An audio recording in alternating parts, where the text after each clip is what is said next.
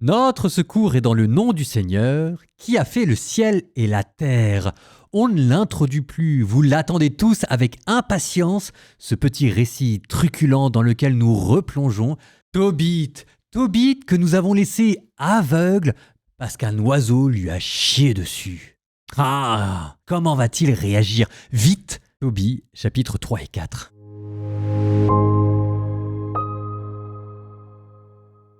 La mort dans l'âme, je gémissais, je pleurais. Puis au milieu de mes gémissements, je commençais à prier.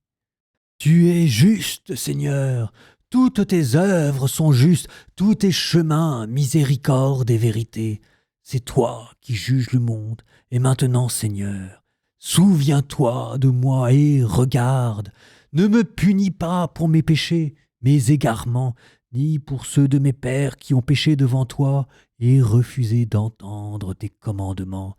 Tu nous as livrés au pillage, à la déportation et à la mort, pour être la fable, la risée, le sarcasme de toutes les nations où tu nous as disséminés. Et maintenant encore, ils sont vrais, les nombreux jugements que tu portes contre nous, pour mes péchés et ceux de mes pères, car nous n'avons pas pratiqué tes commandements, ni marché dans la vérité.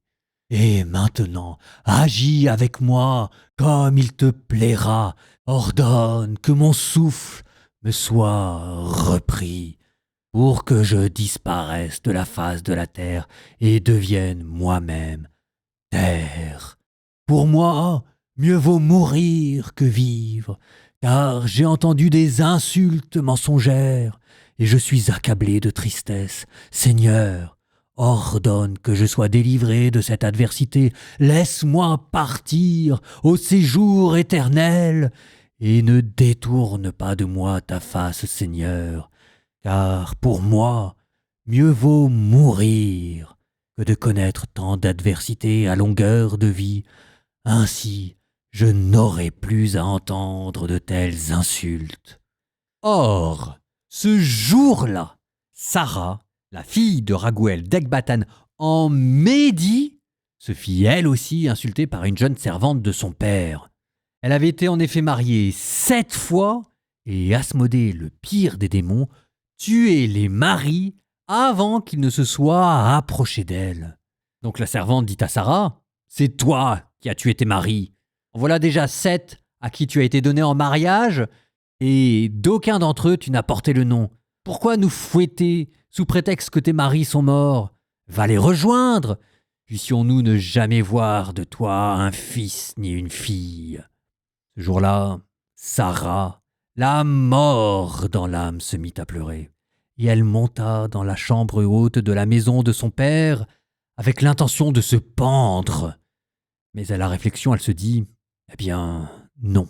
On irait insulter mon père et lui dire « Tu n'avais qu'une fille très aimée, et elle s'est pendue à cause de ses malheurs. Et je ferai ainsi descendre mon vieux père plein de tristesse au séjour de mort. Mieux vaut pour moi ne pas me pendre, mais supplier le Seigneur de me faire mourir, pour que je n'ai plus à entendre de telles insultes à longueur de vie. » À l'instant même, elle étendit les mains vers la fenêtre et fit cette prière. « Béni sois-tu, Dieu de miséricorde, béni soit ton nom pour les siècles, que tes œuvres te bénissent à jamais. Et maintenant, j'élève vers toi mon visage et mes yeux. Parle, que je disparaisse de la terre et n'ai plus à entendre d'insultes. Tu sais, toi, maître, que je suis indemne de toute impureté d'homme, que je n'ai pas à déshonorer mon nom, ni le nom de mon père, sur ma terre d'exil. Je suis la fille unique de mon père. Il n'a pas d'autre enfant pour hériter de lui, ni de parents proches ou lointains pour qui je devrais me garder comme épouse. J'ai déjà perdu 7 maris. À quoi bon vivre encore? Et s'il ne te semble pas bon de me tuer, Seigneur, entends au moins l'insulte qui m'est faite. » À cet instant précis, la prière de l'un et de l'autre fut portée en présence de la gloire de Dieu où elle fut entendue. Et Raphaël fut envoyé pour les guérir tous deux. Ah, Tobit, pour enlever le voile blanchâtre qui couvrait ses yeux afin que, de ses yeux, il voie la lumière de Dieu, et à Sarah, fille de Raguël, pour la donner en mariage à Tobie, fils de Tobit, et expulser d'elle Asmodée, le pire des démons. En effet, c'est à Tobie que revenait le droit de l'épouser, plutôt qu'à tous ses prétendants. Juste à ce moment, Tobit rentrait de la cour dans sa maison, tandis que Sarah, fille de Raguël, descendait de la chambre haute. Ce jour-là, Tobit se souvint de l'argent qu'il avait mis en dépôt chez Gabaël à Raguès de Médie. Il se dit en lui-même « Voici que j'ai réclamé la mort. Ne devrais-je pas appeler mon fils Tobie et lui parler de cet argent avant de mourir ?» Il appela son fils Tobie qui vint à lui. Tobit lui dit « Mon enfant, quand je mourrai, enterre-moi dignement. Honore ta mère et ne l'abandonne pas aussi longtemps qu'elle vivra. Fais ce qui lui est agréable et ne l'attriste en rien. Souviens-toi, mon enfant, de tous les risques qu'elle a courus pour toi quand tu étais dans son sein. Quand elle mourra, enterre-la auprès de moi dans le même tombeau. Chaque jour, mon enfant, souviens-toi du Seigneur, garde-toi de pécher et de transgresser ses commandements. Fais ce qui est juste tous les jours de ta vie et ne marche pas dans les voies de l'injustice, car ceux qui agissent selon la vérité réussiront dans leurs entreprises. À tous ceux qui pratiquent la justice, fais l'aumône avec les biens qui t'appartiennent. Ne détourne ton visage d'aucun pauvre, et le visage de Dieu ne se détournera pas de toi. Mon fils, agis suivant ce que tu as. Si tu es dans l'abondance, donne davantage. Mais si tu as peu, donne selon le peu que tu as. Quand tu fais l'aumône, mon fils, n'aie aucun doute. Tu te constitues un beau trésor pour tes jours de détresse, car l'aumône délivre de la mort et empêche d'aller dans les ténèbres. Pour tous ceux qui la pratiquent, elle est une bonne offrande devant le Dieu Très-Haut. Mon fils, garde-toi de toute union illégale. Et tout d'abord, prends femme dans la descendance de tes pères. Ne prends pas une étrangère, car nous sommes les fils des prophètes. De Noé, qui fut le premier prophète, d'Abraham, Isaac et Jacob, nos pères des origines. Souviens-toi, mon fils, ils ont tous pris femme dans le clan de leurs frères, et ils ont été bénis dans leurs fils, et leur descendance aura un héritage. Quant à toi, mon fils, aime tes frères, et ne jette pas un regard orgueilleux sur les filles de tes frères, car dans l'orgueil, il y a ruine et grand désordre, et dans une conduite indigne, abaissement et indigence extrême. C'est le début de la misère. Donne ton salaire à quiconque aura travaillé pour toi, paie-le aussitôt, et ne garde chez toi le salaire de personne. Ta récompense ne tardera pas si tu sers Dieu en vérité. Sois vigilant, mon fils, et fais preuve de sagesse dans toutes tes actions et toutes tes paroles. Ne fais à personne ce que tu détestes, et que cela n'entre pas dans ton cœur aucun jour de ta vie. Donne de ton pain aux affamés, de tes vêtements à ceux qui sont nus. En outre, fais l'aumône de tout ton superflu. Mon fils, répands ton pain et ton vin sur la tombe des justes, et ne donne rien aux pécheurs. Prends conseil auprès d'un homme sage, et ne méprise aucun conseil utile. En toute occasion, bénis ton Dieu. Demande-lui de rendre droit tes chemins et de bien orienter tes pensées, car les nations païennes ne pensent rien de bon.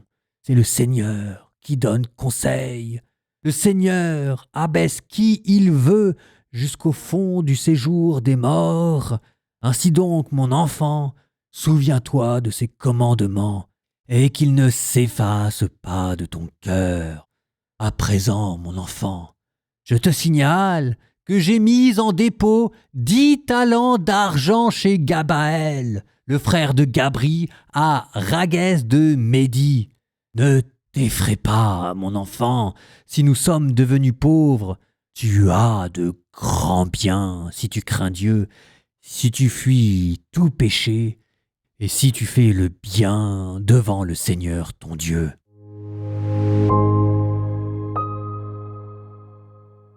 Je vous avais posé une question au dernier épisode. Si Dieu voulait garder son peuple en terre d'exil, il faudra bien que d'une manière ou d'une autre, Dieu continue de le protéger, de se manifester à lui. Et là, vous avez la réponse, sous la forme de la providence angélique. Nouveau développement dans l'histoire du salut. Jusqu'à présent, Dieu ne se manifestait qu'aux grands héros, aux patriarches, aux prophètes, mais avec les anges, on pourrait dire que Dieu démocratise ses manifestations. Vous allez me dire, des anges, on en a vu beaucoup. Oui, l'ange exterminateur, l'ange qui est envoyé à la mer de Samson, oui, mais c'est quand même la première fois que nous avons un ange personnalisé au point d'avoir un nom et qui va aussi accompagner nos histoires personnelles du début à la fin. Ça, c'est une nouveauté. Plus tard, dans le livre de Tobit, chapitre 12, on vous dira même que Raphaël est l'un de ces 7 anges qui se tiennent devant la gloire du Seigneur. C'est le développement d'une angélologie, là. On leur donne un nom et on vous dit même qu'il y a des groupes d'anges. Là, un groupe de 7 que la tradition assimilera plus tard aux archanges, dont 3 et 3 seulement sont connus, Gabriel, Michael et Raphaël. Là, nous sommes en terre d'exil et nous voyons la révélation qui progresse, ici sous la forme d'une angélologie plus élaborée. Les questions que nous avions abordées la dernière fois, Dieu y répond. Peut-être pas à la manière d'un grand discours ou de solutions magiques, mais il y répond de manière pratique en envoyant un ange. Bon, revenons un instant, si vous le voulez bien, un peu plus sur ce Raphaël. C'est qui Raphaël ? Raphaël, ça signifie Dieu guérit. Raphaël, c'est l'ange du voyage intérieur comme du voyage extérieur. Il est moins connu que ses compères Gabriel et Michael. Il apparaît ici sous les traits d'un homme humble, discret, compagnon de route. Il ne se présente pas comme un envoyé céleste, mais il marche aux côtés de l'homme. C'est avant l'heure un ange gardien. Là, vous allez le voir au cours de ce récit, il n'impose rien. On peut lui parler avec simplicité. Il ne guide pas, il oriente. Il est l'image de la providence. C'est derrière les coïncidences, les rencontres, les détours du destin, il y a un ange, Raphaël, l'ange de la guérison, qui œuvre silencieusement pour que la volonté de Dieu se réalise dans le concret. Il ne brille pas comme Gabriel qui est l'ange des révélations extraordinaires, celui qui fut envoyé à Marie. Il ne fait pas peur comme Michael avec l'épée flamboyante qui combat le diable. Il est celui qui guérit. La maladie physique, mais aussi les maladies spirituelles, les liens brisés, les peurs, les solitudes. C'est un compagnon. Il est l'ange de nos solitudes. Non, vraiment, vous allez voir tout au long de ce récit, Raphaël, c'est l'archange le plus sous-coté. Et maintenant, si vous le voulez bien, retournons du côté du livre des Proverbes. Proverbes 9, 7 à 12.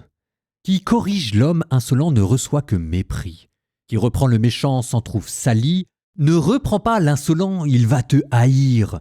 Reprends le sage, il t'aimera. Si tu donnes au sage, il devient plus sage. Si tu instruis le juste, il progresse encore. La sagesse commence avec la crainte du Seigneur. Connaître le Dieu saint, voilà l'intelligence. Par mois se multiplient tes jours et s'augmentent les années de ta vie. Si tu es sage, c'est pour toi que tu es sage. Si tu fais l'insolent, toi seul en pâtiras.